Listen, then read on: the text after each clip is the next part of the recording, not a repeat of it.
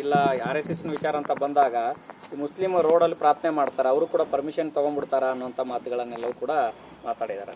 ನಾನು ಅದನ್ನು ಗಮನಿಸಿದ್ದೀನಿ,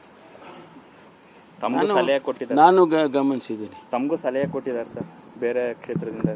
ಹೌದು, ಭಾಳ ಒಳ್ಳೆ ಸಲಹೆ ಕೊಟ್ಟಿದ್ದಾರೆ. ಯಾಕೆಂದರೆ ಅವರು 84ರಲ್ಲಿ if I remember correctly KH Ranganath ಅವರು ಚಿತ್ರದುರ್ಗದಲ್ಲಿ ಜನರಲ್ ಕಾನ್ಸ್ಟಿಟ್ಯೂನ್ಸಿಯಲ್ಲಿ ನಿಂತರು. ಅವರು ರಿಸರ್ವ್ ಕಾನ್ಸ್ಟಿಟ್ಯೂನ್ಸಿನಲ್ಲಿ ನಿಲ್ಲಬೇಕು ಅನ್ನೋದು ಸ್ವಾಭಾವಿಕವಾಗಿ ಒಬ್ಬ ಶೆಡ್ಯೂಲ್ ಕಾಸ್ಟ್ ಲೀಡರ್ ಆಗಿ. ಆದರೆ ಜನರಲ್ ಕಾನ್ಸ್ಟಿಟ್ಯೂನ್ಸಿನಲ್ಲಿ ನಿಂತು ಪಾರ್ಲಿಮೆಂಟಲ್ಲಿ ಗೆದ್ದರು. ಈಗ ರಾಜಣ್ಣ ಅವರು ಮಧುಗಿರಿ ಕ್ಷೇತ್ರ ಜನರಲ್ ಆಯಿತು. ನಾನೇ 20 ವರ್ಷ ನಾನೇ ಪ್ರತಿನಿಧಿಸ್ತಿದ್ದೆ. ಜನರಲ್ ಆಯಿತು. ನಾನು ಪಕ್ಕದಲ್ಲಿ ರಿಸರ್ವ್ ಕಾನ್ಸ್ಟಿಟ್ಯೂನ್ಸಿಗೆ ಕೊರಟಗೆರೆಗೆ ಬಂದೆ.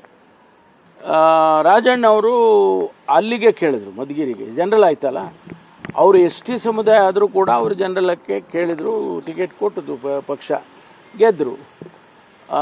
ಈಗ ನನಗೆ ಅವರು ಸಲಹೆ ಕೊಟ್ಟಿದ್ದಾರೆ, ಅದೇ ಥರ ನೀವು ಮಾಡಿ, ಸೊ ದಟ್ ಇನ್ನೊಂದು ಸೀಟು ಬಂದರೆ ಶೆಡ್ಯೂಲ್ ಕಾಸ್ಟ್ ಸೀಟಿಗೆ ಬಿಟ್ಕೊಟ್ರು, ಅವರು ಗೆದ್ದು ನೀವು ಗೆದ್ದರೆ ಇನ್ನೊಂದು ಶೆಡ್ಯೂಲ್ ಕಾಸ್ಟ್ ಜಾಸ್ತಿ ಆಗುತ್ತೆ ಅಂತ ಆ ಉದ್ದೇಶದಲ್ಲೇ ಹೇಳಿದ್ದಾರೆ.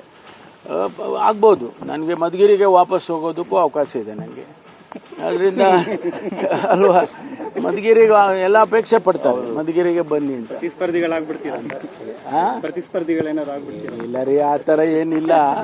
ಅವ್ರು ಹೇಳಿದ್ದಾರೆ, ಒಂದು ಒಳ್ಳೆ ಸಲಹೆ ಹೇಳಿದ್ದಾರೆ. ಅವ್ರದ್ದು ಉದ್ದೇಶ ಬಹುಶಃ ತುಮಕೂರಿಗೆ ನಾನು ಹೆಚ್ಚು ಈಗ ತುಮಕೂರಿಗೆ ಓಡಾಡ್ತಾ ಇದ್ದ, ದಸರಾ ಎಲ್ಲ ಮಾಡಿದ್ವಿ, ಅದಕ್ಕೆ ತುಮಕೂರಲ್ಲಿ ನಿಲ್ಲಿ ಅಂತ ಅನ್ನೋ ಥರ ಏನೋ ಹೇಳಿರ್ಬೋದೇನೋ, ಗೊತ್ತಿಲ್ಲ, ನಾನಿನ್ನೂ ಮಾತಾಡಿಲ್ಲ. It's A good suggestion. Rahul Gandhi ಅವರು ನವೆಂಬರ್ 19ಕ್ಕೆ ಸ್ಟೇಟ್ಗೆ ಬರ್ತಾ ಇದ್ದಾರೆ ಅಂತ ಸರ್, ಕ್ಯಾಬಿನೆಟ್ ರೀಶಫಲ್ ಎಲ್ಲ ಚರ್ಚೆ ನಡೆಯುತ್ತೆ ಅಂತ ಒಂದು. ಇನ್ನೂ ಅವ್ರದ್ದು ಇದು ಬಂದಿಲ್ಲ, TP ಬಂದಿಲ್ಲ, ಬಂದ ಮೇಲೆ ಗೊತ್ತಾಗುತ್ತೆ.